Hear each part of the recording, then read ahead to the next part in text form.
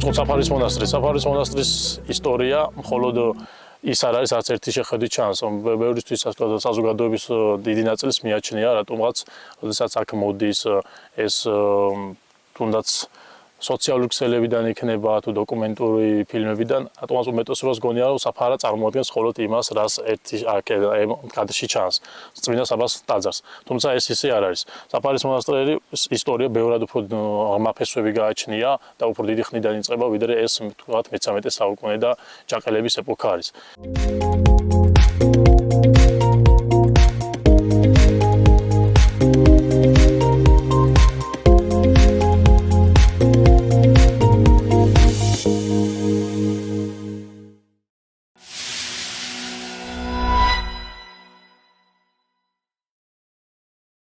ამისი დასტურია სწორედ ის, რომ საფარის მონასტრის ტერიტორიაზე წმინდა საბაგანწმენდილის ტაძრის გვერდით არსებობს ღვთისმშობლის მიძინების სახელობის ტაძარი. სწორედ ამ ღვთისმშობლის მიძინების ტაძრის დასავლეთ მინაშენში შემორჩენილია ჯვართამაღლების სცენა. მიჩნეულია ისტორიკოსთა და ხელოვნებაცოდნეების გარკვეული ნაწილი მიიჩნევს, რომ საფარის ტერიტორიაზე ამ მონასტრის სამონასტრო კომპლექსში სწორედ ეს ფრაგმენტი არის ყველაზე ძველი ნიმუში. სამწუხაროდ იმ ძველი ტაძრიდან, რომელი ფილაც ამ ტაძარს ეკუთვნოდა,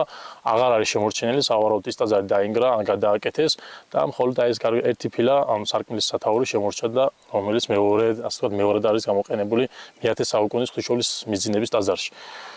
ამის გარდა, რომელზეც ახლა ვისაუბრეთ, მე-16-17 საუკუნეების გარდა, ჩვენ საფარის ტერიტორიაზე ასევე გვაქვს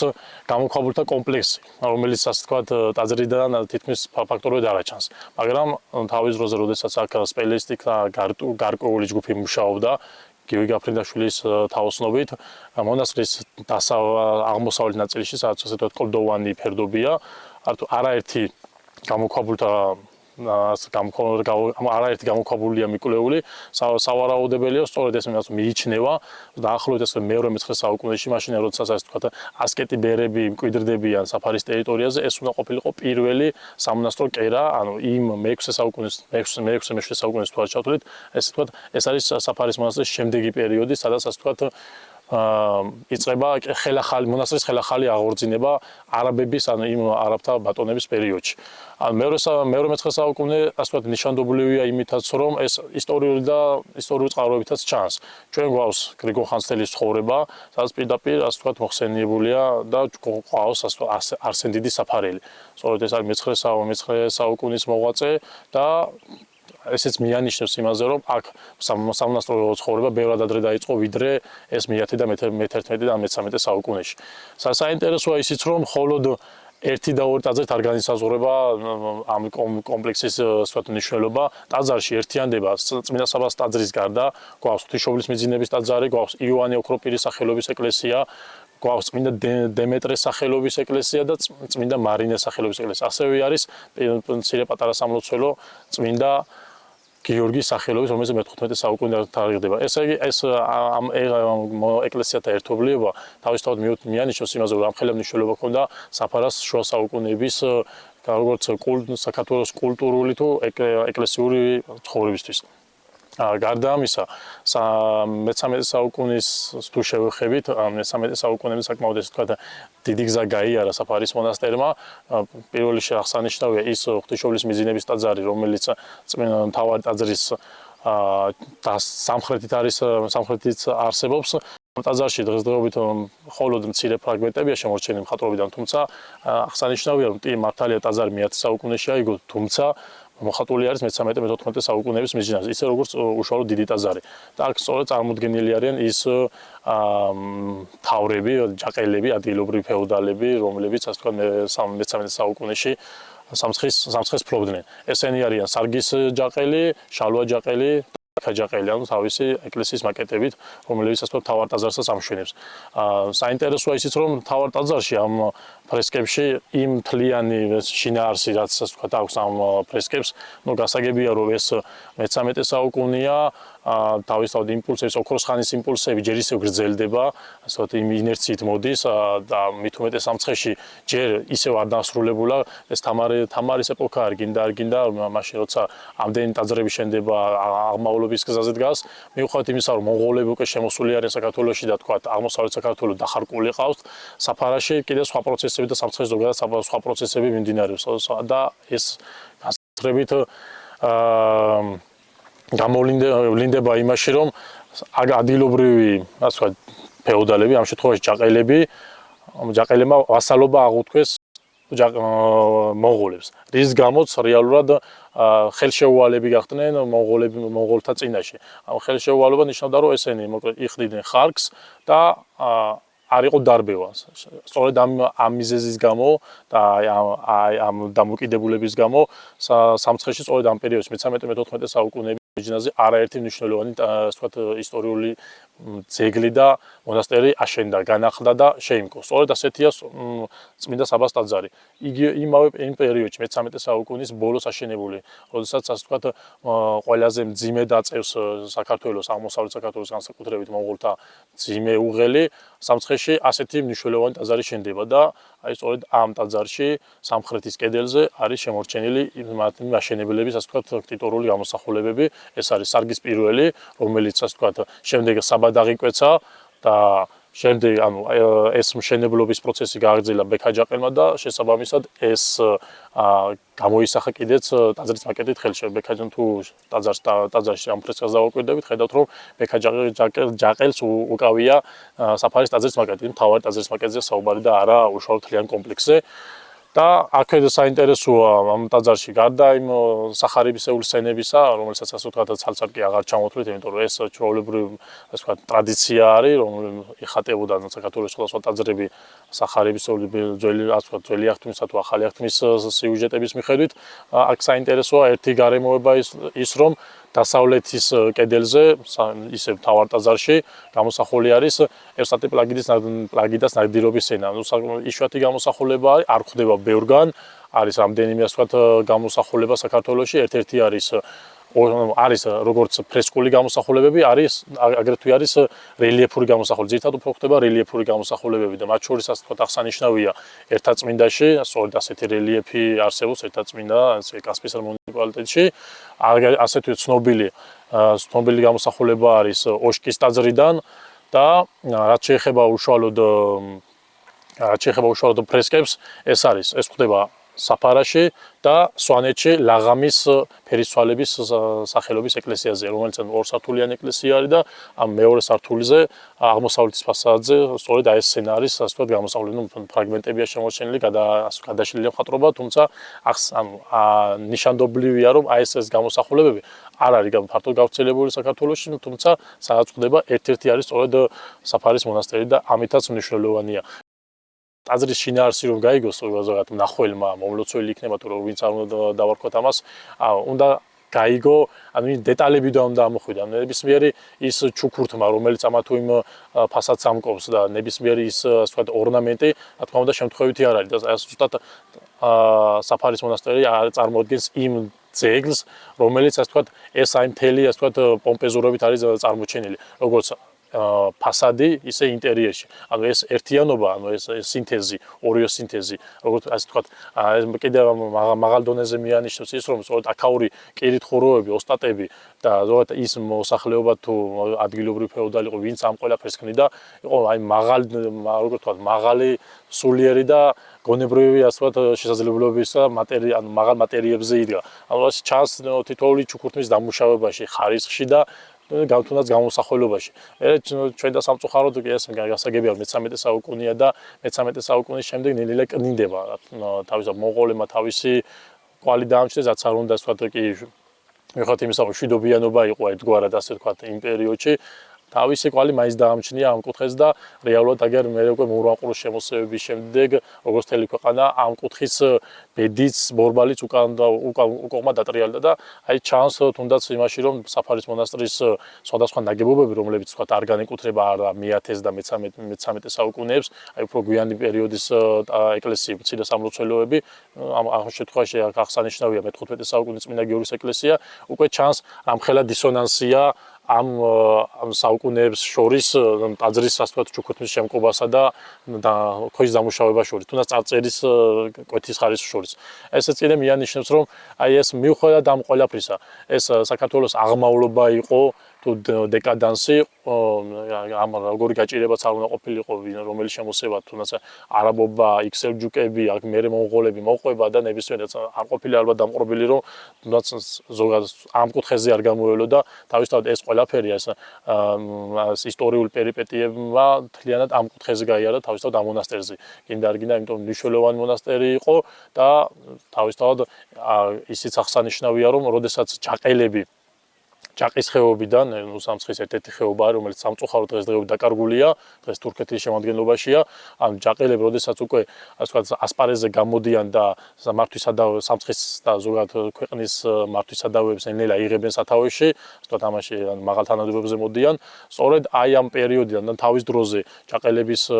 როგორ ვთქვათ,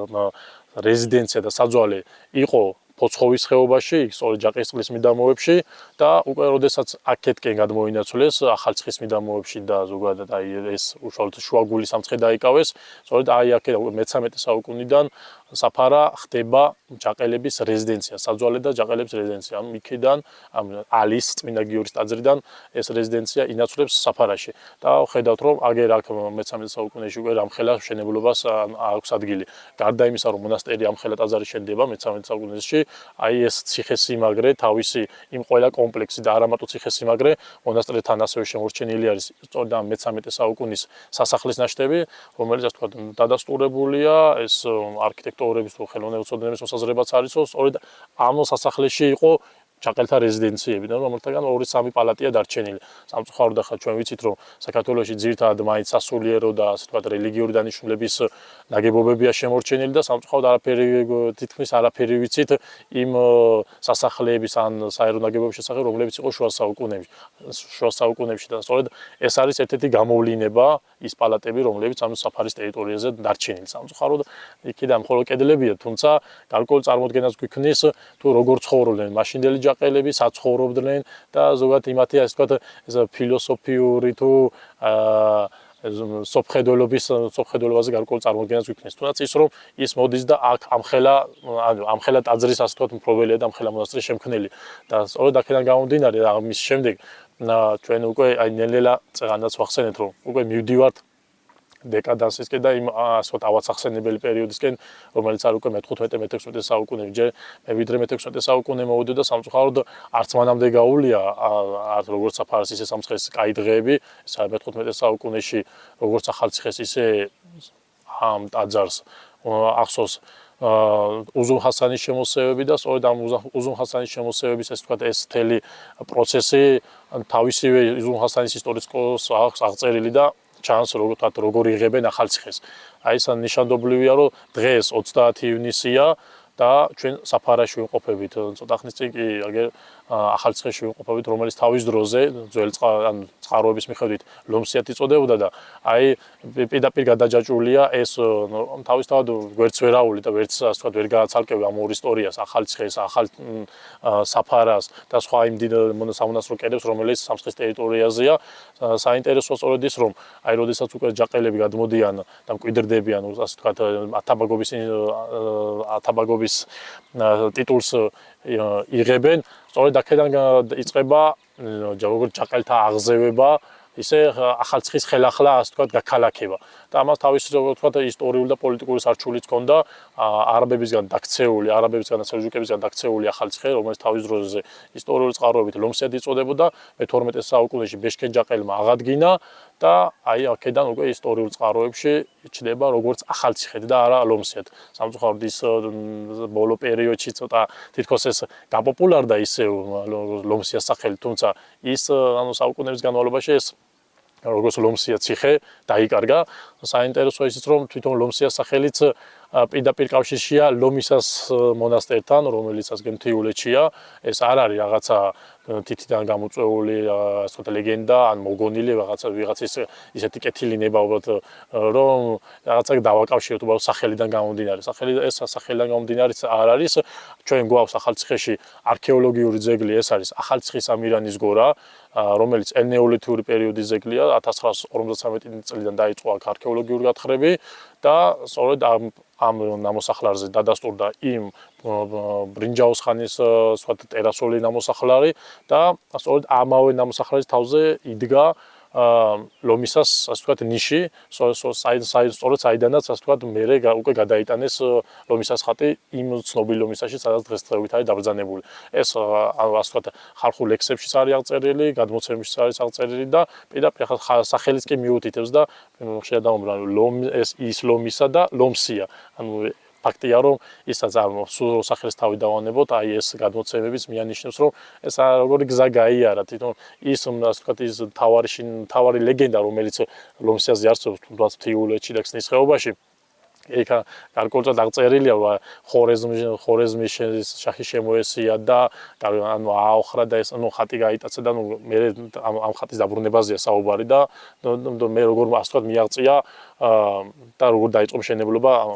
დღევანდელ ლომისას ტერიტორიაზე. საინტერესო სწორედ პირდაპირ ჯდება ეს რაღაც ისტორიულ ქარგაში. ახლა ვინ იყო ხორეზმის, აი ის ვიცით, რომ აგერ ჯალალედინი როგორ შემოდნა, ჯალალედინის ლაშქრობა და რამხელა ასე ვთქვათ ზეგავლენა მოახდინა და ზოგადად რამხელა როგორ ცუდი მოვლენა იყო ეს ჩვენ ზოგადად აღმოსავლეთ საქართველოს კი მთლიანად საქართველოსთვის და აი სწორედ ანუ ახალციხელებს შევეხეთ და სწორედ ის ჯალალედინის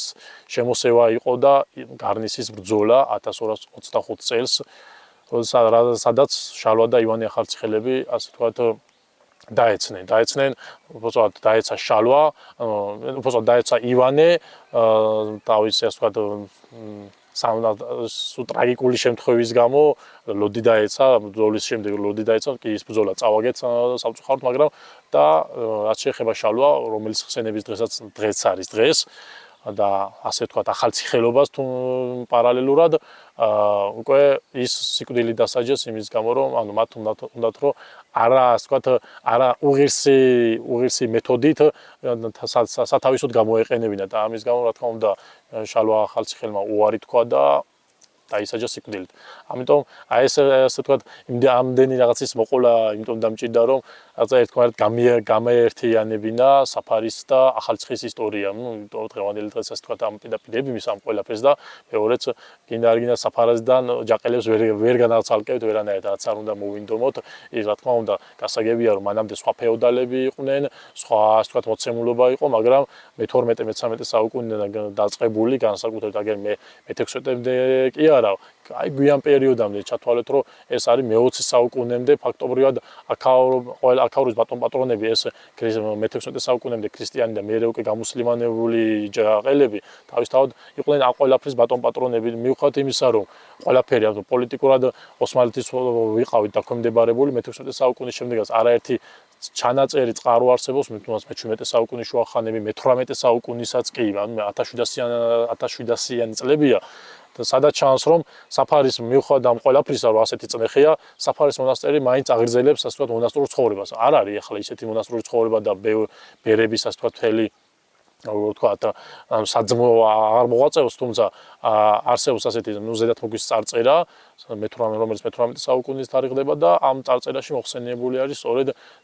ვინმე გიორგი საფარელი მღვდელი. ეს უკვე მიანიშნებს იმას, რომ ამ პერიოდში ჯერ კიდევ აქ წირვალუცო აღევლინებოდა. ეს არ არის უბრალოდ არქიტექტურული ძეგლი, და მოხვალ ცალსახად იგრძნობა თუ რამხელა ასე ვთქვათ მადლი ტრიალებს და ის ამ საუკუნეების განმავლობაში დაგროვებული ეს ენერგეტიკა, რომელიც ასე ვთქვათ ამ ტაძარს გააჩნია, რაღაცა უკვალოდ არ არის გამქრალი და ისე აი იმ 10 და თუნდაც რაღაც ახსენე თუ ავიღეთ რომ მე-6 საუკუნიდან იწყება ყველაფერი აქ მონასტრული ცხოვრება, ჩათვალეთ 1400 წლიანი ისტორია აქვს ამ ყველაფერს და ეს ენერგეტიკა არის დაგროვებული ამ ტაძრის კედლებში და თავისთავად ეს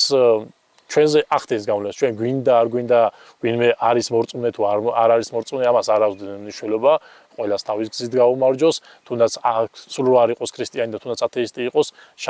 გამორიცხულია საფარეს უბრალოდ რაღაცნაირად შეეხოს, უბრალოდ კედელს შეეხოს თუ უბრალოდ ეს რაღაცნაირად თავის იმას შეიგრძნოს, კანით შეიგრძნოს ეს ყველაფერი, აი მიხვდება რომ თუნდაც რამ ხელა ასე ვთქვათ მადლთან და რამ მნიშვნელობის კომპლექსთან გვაქვს საქმე.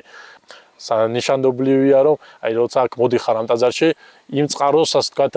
და იმ წყლის დაგემონებისა და გასინჯვის საშუალებას გავს რომელიც წყაროდანაც 7 და 8 საუკუნის წინ ჯაყელები და მათ შორის როგორც ბექაჯაყელი და არა მარტო ბექაჯაყელი ჩვენი დიდი გიორგი ბრწყინვალე სვამდა წყალს. აი ასოთ ის უბრალოდ ეს წარმოიდგინეს არ არის არც ზღაპარი, არც რაღაცა უბრალოდ კეთილი სურვილი. ეს ყველაზე საყოველთაოდ ცნობილი ფაქტია რომ ბექაჯაყელი სწორედ გიორგი ბექაჯაყელის კარზე იღზდებოდა და სადაღიზდებოდა. ეს არც ცდუნებაა, თავისთავად აქ საფარის ტერიტორიაზე იქნებოდა. ალბათ ის აი ასე ყმაწვილი კაცობაში, სწორედ როცა პაპის კალთას გამოკერებული, ალბათ აი ამ სანახებში დარბოდა, მოდი ასე ვთქვათ, გავყადნიერდები და დარბოდა გიორგი ბრწყინვალე და სწორედ ამამ მისცა საფუძველი რომ ამ ღირსეული პაპის კარზე აღზრდილმა ჭაბუკმა, მომავალმა უფლისწულმა საბოლოოში მოქცა ის საქართველო, რომელიც ასე ვთქვათ მე-14 საუკუნის დასაწყისში ჰქონდა გიორგი ბრწყინვალის მეთაურობით. ეს პროექტი შეეხება აქაური კულტურული მემკვიდრეობის ძეგლების პოპულარიზაციას და აი სწორედ ამ კარგს და კეთილ საქმეში ჩვენი მხარდამჭერი არის და იქნება სარაგბო კლუბ ტაოს პრეზიდენტი ბატონი ირაკლი გვენეტაძე, რისთვისაც ჩვენ დიდ მადლობას ვუხდით მას. აი პირველი დღეებია მთელი ასე ვთქვათ მზადყოფნით, მთელი სულისკვეთებით ჩვენს გვერდით არის და ვიცი რომ ეს პროექტი ძალიან მაგრად გაგრძელდება, იმიტომ რომ აი ეს ენთუზიაზმი და ეს მონდომება რომელიც ჩადებულია ჩვენი მხრიდან, მისი მხრიდან და მისი მხარდაჭერით აუცილებლად განხორციელდება ისე როგორც შეეფერება ამ კუთხეს და შეეფერება ჩვენს ქვეყანას. საინტერესოა ის რომ და ხშირ შემთხვევაში დასანანია რომ ჩვენი საზოგადოების დიდი ნაწილი არ იცნობს ამა თუ იმ ისეთ მნიშვნელოვან სამონასტრო კერებს, როგორიც არის თუნდაც აი ეს აგარის სამონასტრო კომპლექსი. აგარის მონასტერი მდებარეობს სამცხე-ჯავახეთში, კონკრეტულად ახალციხის მუნიციპალიტეტში და აი ამ სამცხის მრავალფეროვანი ხეობებიდან ერთ-ერთი ყველაზე გამორჩეული და მნიშვნელოვანი ხეობა ეს არის ურავლის ხეობა, რომელიც მართლა არა მარტო თავისი კულტურული მემკვიდრეობის ძეგლებით, პირველ რიგში ბუნებით გამოირჩევა და იმ სოფლებით, რაც ასე ვთქვათ ამ ტერიტორიაზე წარმოდგენილი და ეს სინთეზი ორივე ერთად, ბუნება და კულტურული მემკვიდრეობა ძალიან მაგარ ასე ვთქვათ მაგარ შედეგს იძლევა. სწორედ ამ ხეობაშია ჩვენთვის ასე ვთქვათ საინტერესო აგარის მონასტერი, რომელიც ასე ვთქვათ დღეს მოვინახულეთ და შესაძლებლობა ჰქონდა აქაურ ასე ვთქვათ ამ სამონასტრო კერის ისტორიას გავცნობოდით უფრო ადგილზე გვენახა ეს ყველაფერი. რაც შეეხება აგარის მონასტერს, აგარის მონასტრის ისტორია ისე როგორც სხვა ბევრი მესხური ტაძრების ისტორიისა, არ იწყება შუა საუკუნეებში, ეს ბევრად უფრო ადრეა დაწყებული და ეს იწყება ადრეული ფეოდალური ხანიდან და ამას ადასტურებს მონასტრის ტერიტორიაზე შემორჩენილი არაერთი ეკლესიის ნაშთი. სულ მონასტრის ტერიტორიაზე 10-ზე მეტი, ასე ვთქვათ, ეკლესია ერთიანდება, მათგან ყველაზე გამორჩეულია იოანე ნათლისმცემლის სახელობის ბაზილიკა, რომელიც მთელ საქართველოში თავის არქიტექტურული ტიპით ერთ-ერთი უდიდესია, ასე ვთქვათ, სწორად რო ვთქვათ, იმ პროპორციებით რაც არის და ამ არქიტექტურულ ტიპში ერთ-ერთი ყველაზე დიდია. ხო, გარდა ამისა, კომპლექსში ერთიანდება სატრაპეზო, რომელსაც ახლავს თავისი ასე ვთქვათ წარწერა, სამშენებლო წარწერა, თუმცა ეს არ ნიშნავს, რომ ეს რაც უკვე ვახსენეთ, ეკლესიაც და სატრაპეზოც შედარებით გვიანდელი პერიოდის არის, ეს მე-12-მე-13 საუკუნეებით თარიღდება, თუმცა ამაზეა ბევრად ადრეული ეკლესიის ნაშთები მოიპოვება მონასტრის ტერიტორიაზე, რომლებიც უფრო ასე დაზიანებულია. მონასტრიდან, მთავარი ტაძრიდან სამხრეთ დასავლეთით ფერდობზე შემორჩენილია მე-6-მე-7 საუკუნის ეკლესიის სამნავიანი ეკლესიის ნანგრევები. ეს სწორედ იმაზე მიანიშნებს, რომ აქ უკვე აი სწორედ მე-6-7 საუკუნეში უკვე სამონასტრო კერა არსებობდა. საკმაოდ მძლავრი კერა, ეს არ არის რაღაც შემთხვევითი ფაქტი, თან წარმოვიდგინეთ რომ ურავლის ხეობა არის, არ არის ეს რაღაც რო ვთქვათ, ახალციხეზე უშუალოდ მიბჯენილი მონასტერი, რო ვთქვათ, რომ აი იყო საეპისკოპოსო კათედრა ან ასე შემდეგ, პირიქით, ანუ ხეობაში სწორედაც რომ სამონასტრო ასე ცხოვრებისთვის კარგად განკუთვნილი ადგილია. Წაგანაც ვახსენეთ, რომ ბუნება სწორედ ქმნის იმ პირობას და ის გარემო ლანდშაფტი, რომ აქ ყოფილიყო აი ასეთი მნიშვნელოვანი სამონასტრო კერას. ამ 6-7 საუკუნის ეკლესიის ფრაგმენტების გარდა მონასტრის ტერიტორიაზე სხვადასხვა ნაგებობებია შემორჩენილი, თუმცა მცირე სამლოცველოები, აქედან აღსანიშნავია ყველაზე საინტერესოა მთავარი ტაძრიდან აღმოსავლეთით პატარა სამლოცველო, რომელიც პირველ სართულზე საძვალია მოწყობილი, ხოლო ზედა სართული ჩვეულებრივ სამლოცველოა და საინტერესოა ისიც, რომ სწორედ ეს სამლოცველო საქართველოში ფაქტობრივად უანალოგოა. უანალოგოა იმ თვალსაზრისით, რომ ამ ეკლესიას სარკმელი არ გააჩნია. ანუ ეს თავისთავად გარკვეულ გამორჩეულებას მატებს ამ მონასტერს. გარდა ამისა, ამ მთავარ ეკლესიაში, რომელიც მე-11 საუკუნეების მიჯნაზე აშენებული, ახლავს აღმოსავლეთ სარკმელზე შემორჩენილია სამშენებლო საკრიტორო წარწერა, რომლის ასე ვთქვათ, საკრიტორო წარწერა არის, თუმცა ეს წარწერაც გადმოტანილია სხვა ნაგებობიდან, როგორც ჩანს, წარწერის შინაარსი და ვიგებთ, რომ ეს წარწერა, ასე ვთქვათ, ის კონკრეტული ნაგებობა, ასე ვთქვათ, ეკუდერი, სტოა ააშენეს წმინდა თევდორეს სახელობაზე და შემდეგ ანუ რაღაც გარკვეული პერიოდის შემდეგ წარწერა ალბათ მეორადად გამოყენებით უკვე მოხდა მთავარი ტაძრის აღმოსავლეთ სარკმლის თავზე. გარდა ამისა მნიშვნელოვანია ის, რომ ამ მთავარ ტაძარში დღემდე მიუხედავად იმისა, რომ ტაძარმა ამდენი ასე ვთქვათ შამთასვლას გაუძლო,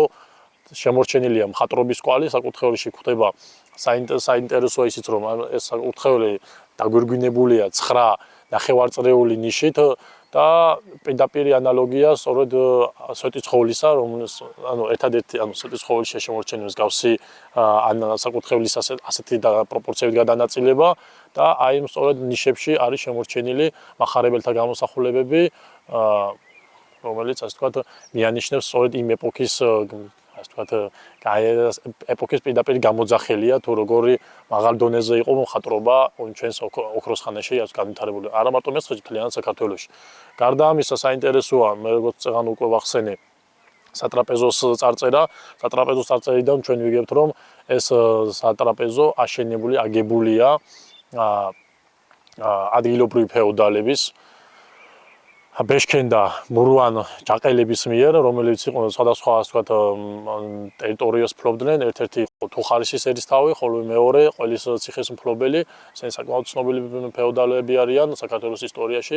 მე-11-მე-12 საუკუნეების მიჯნაზე და საინტერესოა, რომ სწორედ ეს ჯაყელების ამ მურვანისა და ბეშქენის თაოსნობით ხდება ამ სატრაპეზოს მშენებლობის დაფინანსება და მათი თაოსნობით ხდება ამ ტაძრის ასე ვთქვათ ამ სატრაპეზოს აგება.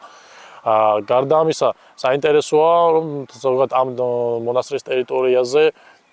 და უშუალოდ მთავარ ტაძარს ახლავს გარდა იმ ცნობილი და საკრიტორო წარწერებისა, ახლავს ნაკაწრი წარწერებიც, რაც კიდევ ერთხელ მიანიშნებს და ადასტურებს, რომ ეს ტაძარი აქამდე ბოლო წლებამდე მისი სახელობა დაკარგული იყო, ასე ვთქვათ, სიმბოლურად იოანე ნათლისმცემლის სახელობაზე იყო ნაკურთხი, თუმცა ბოლო დროინდელმა კვლევებმა დაადასტურა, რომელიც ასე ვთქვათ, სწორედ ამ ნაკაწრ წარწერებში იკითხება, რომ ნამდვილად არის ეს მთავარი ტაძარი იოანე ნათლისმცემლის სახელობის. ამ ყველაფერთან ერთად, ამ ყველა სიკეთესთან ერთად, რაც ვახსენეთ, მთავარი ტაძარი თავისი მინაშენით, უფრო ადრეული სამლოცველოები, რომელიც მე-6-მე-7 საუკუნით თარიღდება, კიდევ არის აქ შედარებით გვიანდელი პერიოდის სამლოცველოები. ამათ გარდა ჩვენ მონასტრის ტერიტორიაზე ერთ-ერთი მნიშვნელოვან ნაგებობას წარმოადგენს მე-13 საუკუნის ბოლო და მე-14 საუკუნის დასაწყისის სამრეკლო, რომელიც ბოლო პერიოდამდე დანგრეული იყო და ამ ბოლო პერიოდის რესტავრაციების შემდეგ დაიბრუნა ის ძველი სახე, რომელიც ასე ვთქვათ აშენების პერიოდში გააჩნდა. ეს არის გუმბათიანი სამრეკლო, როგორც ასე ვთქვათ სამცხის სამრეკლოების ახასიათებს, ანუ ძალიან გავს საფარის სამრეკლოს და აშკარაა, რომ ეს ერთი პერიოდია, ერთი ასე ვთქვათ არქიტექტურული სკოლა არის და ეს იკითხება როგორც წყობაში, თვითონ უშუალოდ ნაგებობის წყობის დამუშავების მხრივ ისე ჩუქურთმების დამუშავების ხრივადაც. ამრიგად მთლიანად აგარის მონასტერი საინტერესოა თავისი მონასტრული ცხოვრებით, ეს მიანიშნებს, რომ ადრეული პერიოდიდანვე დაიწყო აქ მონასტრული ცხოვრება და გრძელდებოდა უშუალოდ ვიდრე ოსმალები დაიპყრობდნენ სამცხის საათაბაგოს. თუმცა ამის გარდა საინტერესო ერთი ხალხური გადმოცემა, როგორც ვთქვით, ზოგადად ყველაზე მეტი ლეგენდა ჩვენთვის ყველაზე ცნობილი და საამაყო პოეტის, ჩვენ დიდი მგოსანის შოთა რუსთაველის შესახებ სწორედ სამცხე-ჯავახეთს და მესხეთში მოეპოვება, ეს გასაკვირიც არ არის, ვინაიდან ბევრი ასე ვთქვათ მეცნიერი თანხმდება და ასეა მიდგომებიც, შოთა რუსთაველი სწორედ მესხეთის რუსთავიდან იყო და ამიტომ გასაკვირი არ არის, რომ ბევრი ლეგენდა, თქმულება, ლექსი თუ ასე შემდეგ, სწორედ შოთა რუსთაველის შესახებ აი ახალციხე ასპინძის და ზოგადად სამცხე-ჯავახეთის ტერიტორიაზე ცხოვრებ მოსახლეობაშია გავრცელებული. ერთ-ერთი ასეთი ლეგენდის მიხედვით შოთა რუსთაველს პირველი განათლება ყმაწვილ კაცობაში, ასე ვთქვათ, მიუღია სწორედ ჩორჩუაგარის მონასტერში. აი საინტერესოა ისიც, რომ ხალხურ ვერსიებში ეს მონასტერი ჩორჩუაგარის სახელით არის მოხსენიებული და ამას თავისი, ასე ვთქვათ, მიზეზი გააჩნია. ვიცით, რომ მონასტერი ატარებს უშუალოდ იმ სოფლის სახელს, რომლის სიახლოვესაც მდებარეობს და საინტერესო ბევრს კითხვა გაუჩნდება, რას ნიშნავს ჩორჩუ ან ჩორჩუაგარა, ანუ ეს კომპოზიტი საიდან გაჩნდა. საინტერესოა ისიც, რომ ჩორჩოც აგრეთვე არის ნასოფლარი აგარის სიახლოვეს და ამიტომ ამ ორი სოფლის სიახლოვედან გამომდინარე მონასტერს მესხურ მოსახლეობაში, ადგილობრივ მოსახლეობა ასე უწოდეს, მოიხსენიება როგორც ჩორჩუაგარის სახელით და ეს ერთგვარად განმასხვავებელიც არის სხვა აგარის მონასტრებისა. აქვე უნდა აღინიშნოს, რომ სამცხე-ჯავახეთში არაერთი აგარის მონასტერია, თუნდაც პირველი ეს ურავლის ხეობის აგარა, ასევე არსებობს ოთის ხეობაში კიდევ ერთი აგარის მონასტერი, არსებობს ნიალის ველზე კიდევ ერთი აგარა და მოკლედ ეს ფართოდ გავრცელებული ტოპონიმია მესხეთში და ამიტომ ერთმანეთს რომ განვასხვაოთ, კარგი იქნება თუ ეს ასე ვთქვათ შევუწყოთ ამას და დავამკვიდრებთ, თუ ჩორჩუაგარა ვინაიდან ლეგენდებშიც ასე მოიხსენიებდა, თუ ასე არ იქნება, ურავლის აგარაც არ იქნება უპრიანი, უბრალოდ უპრიანი იქნება, რომ ასე ურავლის აგარის სახელით მოიხსენიოთ. 12-13 საუკუნეში რაოდენ მაღალ დონეზე იყო, რამხელად ფართო სამონასტრო ცხოვრება იყო გაჩაღებული აგარის მონასტერში და ესეც ასე ვთქვათ ეს ლეგენდაც ამისი პირდაპირ გამოძახილია, რომ აქ სწავლობდა ჩვენი დიდი შოთა რუსთაველი.